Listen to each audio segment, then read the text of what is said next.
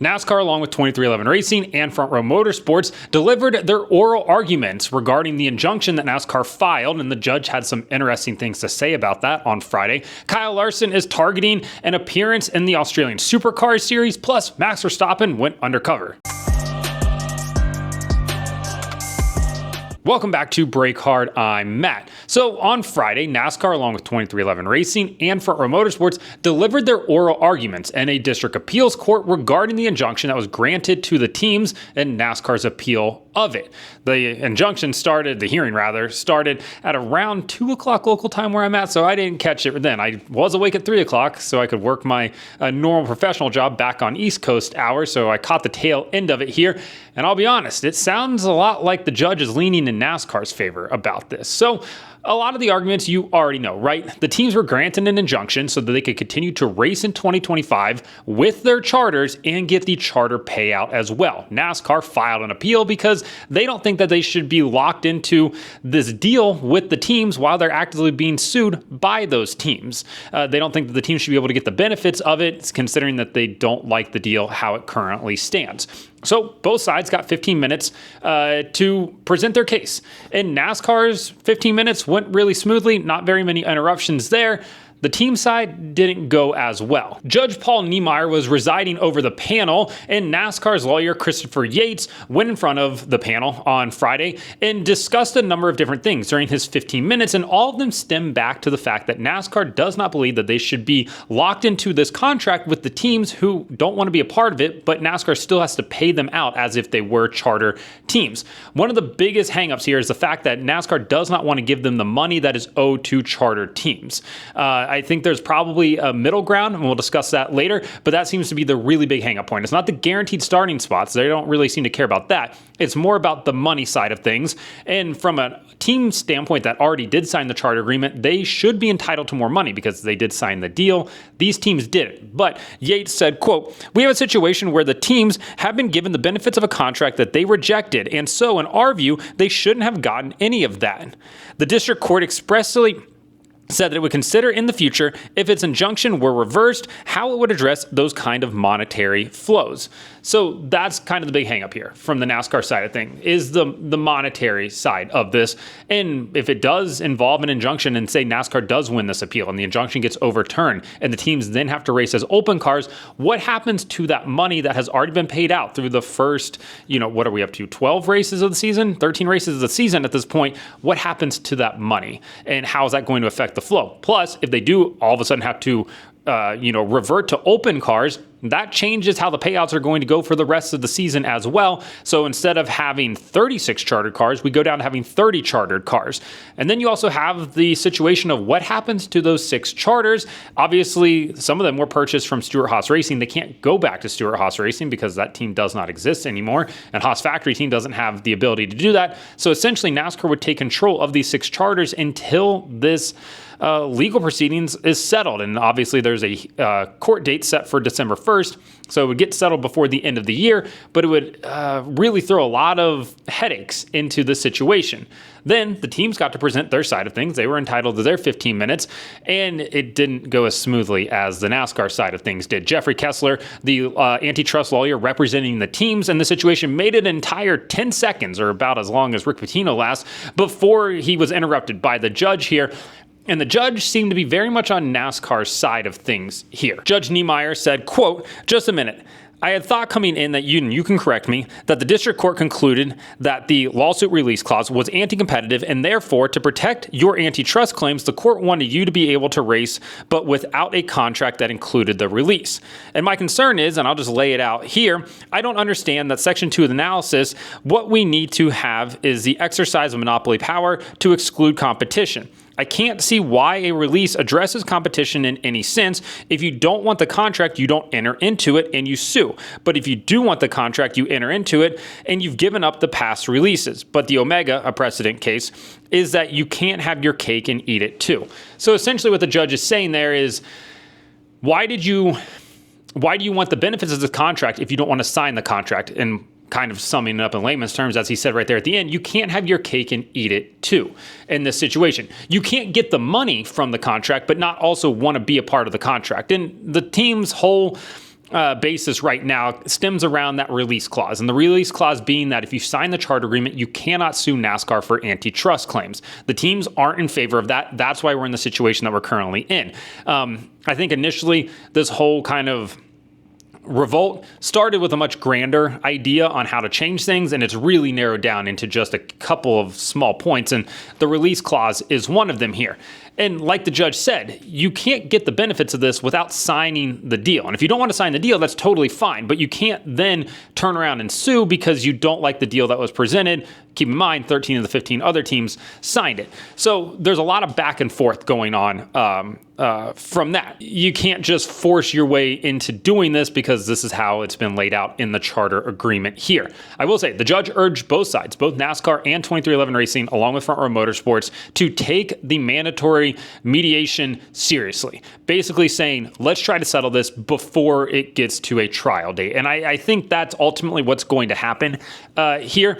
I think both sides present logical explanations, right? I can understand why the teams don't want that release clause. I get it. I completely understand it. And I think that they had some grander ideas as well about things that they wanted to change. But ultimately, that's just not going to happen, at least not for the next 7, probably 14 years here. It just isn't, not with the current regime. And that it is what it is at this point. NASCAR, on the other hand, I can completely understand where they're coming from, where they're basically like, hey, they believe that the teams colluded against them. They don't want to do business with these two teams. The teams, Jeffrey Kessler said that the teams were open to settling, and NASCAR seemingly does not want to do that. They have said in previous appearances in front of the court that they have no interest in doing business with either of these two teams, which seems to indicate that they're not going to do business there. I will say, the judge does seem to indicate that he is going to throw out this injunction. No decisions were made on Friday. It could take up to several weeks for that to happen. But based on the comments that were made, he does seem to be pro-NASCAR in this side, where Judge Kenneth Bell, who granted the injunction, seemed to be very pro-teams in that situation. So it's a lot of difference of opinions and difference of how the interpretation of the law is laid out here. I think that where we currently stand is... Ultimately, I think if it is going to go to a trial, I think that the solution should be, and as Bob Hawkers pointed out as well, the teams should be guaranteed their starting spots. Fine, guarantee them their starting spots. Pay them as open cars, and all of the money above that open payout that they would have received as a charter team, that goes into an escrow account. And then if the teams end up winning, at the end, they get all that money. If they don't, then it goes back to NASCAR. But then you don't have this like conflict of interest. You have a mutual compromise. Teams are guaranteed a starting spot. NASCAR doesn't have to pay them out the charter money, and everybody can be happy-ish for now. But I think that might ultimately be where they need to go for now, but it doesn't seem like these two sides are any closer to an agreement than they were before, and now we'll see what the judge decides here. If an injunction is thrown out, if the injunction is thrown out and NASCAR wins the appeal, well, then those teams are going to go back to open cars. And maybe through this mediation process, they can come to some sort of agreement, but it could either get really unnervy for the teams or really pro-NASCAR in the next couple of weeks whenever the decision is made. Kyle Larson is headed to a land down under, and if that song doesn't play in your head, I guess you're probably not chronically online like the rest of us here. But Larson is targeting a appearance in the Australian Supercar Series in their final race of the year at Adelaide. And if you know anything about the Australian Supercar Series, Adelaide is not going to be an easy circuit for him to make his debut in. And Kyle Larson through turn 8, I'm sure he's going to try to pass people through there. Is it a good idea? Probably not, but I feel like he's going to attempt to make it happen. The team that's rumored to be doing this wildcard appearance for Larson is Team Premier, which is the Chevy team. It's a factory Chevy team. They're being advised right now by Roland Dane, who used to be the head of 888 Engineering. Those are the Red Bull cars down the Australian Supercar Series. That's where Shane Van Gisbergen came from. They are switching to a Ford team in 2026, a massive coup by Ford down there, and they're not going to put Kyle Larson in that team right now as they shift away from Chevrolets into Fords. So this is probably the next best option for him. This race runs November 27th through the 30th, so probably means he'll miss the Turkey Night Grand Prix at Ventura if he does want it, or if he did want to race that as well. It also falls well after the NASCAR Championship weekend at Phoenix, so he'll have plenty of time to get down there. I think the biggest concern, if I was Kyle Larson or anybody in that camp, is just the lack of testing time. I don't know how well the simulator is going to be for that. I'm sure that they'll definitely get him some reps in a sim if he wanted to do that. He's not a big simulator guy either, but it could be good just to learn the racetrack. Obviously, he's got SVG to lean on and a couple other people that have made NASCAR appearances in the last couple of years within that Chevy camp. So I think that he could definitely go down there and have a good showing. Do I expect him to go out there and win the race? Absolutely not. It's not going to be like when SVG came over here and won in his debut. But I think Larson could go down there and put in a pretty respectable run. Kyle Busch was exploring doing this basically same opportunity last year in 2024, but ultimately never came together for him. But for Larson, I think it would be fun to do. I think it'd be cool for everybody here in the United States as well. Watching it in the States is going to be a little bit trickier just because of how Australian Supercars is broadcast in the United States. Basically, you're going to have to buy a subscription, and it's on in the middle of the night if you're on the East Coast as well. But it ultimately could be fun for not only him, that's a big-time name going down there and racing in that series, but it also could be great for NASCAR. You can show off your sport to Australia, which obviously has a history with NASCAR as well, a pretty strong history. Wouldn't mind seeing them go back there. So, yeah, I think it's a win-win for everybody involved, especially if they can get it done.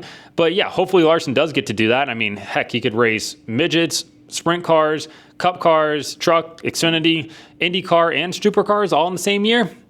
It's pretty cool.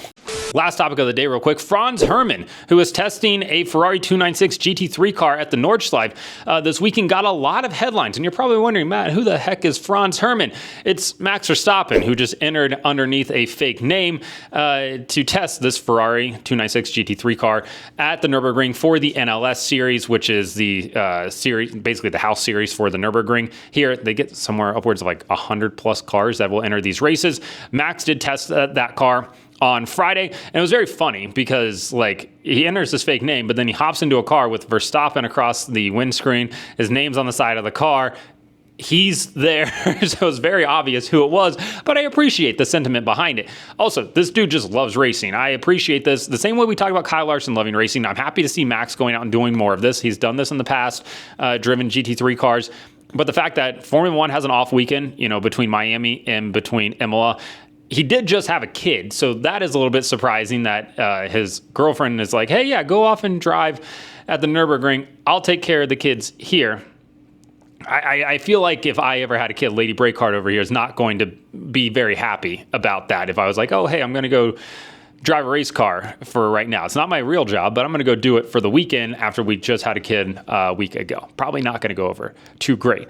But I will say it's cool to see him go out and do this. Hopefully we get to see him in some of these races going forward. He does love endurance racing. He's talked about that openly. He's talked about wanting to run the 24 hours of Le Mans. I imagine we'll see him do a whole bunch of endurance racing when he's done with Formula One, because he's not a guy that's going to hang around Formula One like Fernando Alonso has. So, yeah, hats off to Max for getting this done. Reminds me of Kimi Räikkönen when he entered as James Hunt to do that snowmobile race and also dressed up as a gorilla as well. You also had Tony Stewart has done this as well. He entered the name Frank Rizzo in the 2003 ARCA race at DeCoin, which obviously was him. I mean, it had the Home Depot sponsorship on the side of it. Not sure why he entered it as that, but whatever. I believe he also has entered as Smoke Johnson in some USAC races, I believe Chili Bowl as well back in the early 2000s in an attempt to, I guess, make Joe Gibbs not know that he was racing there, but he's Tony Stewart. Of course, everybody's going to know that. So either way, very cool. So let me know in the comments what you thought about the court proceedings this week. Kyle Larson wanting to go down to Australia, and Max Verstappen making a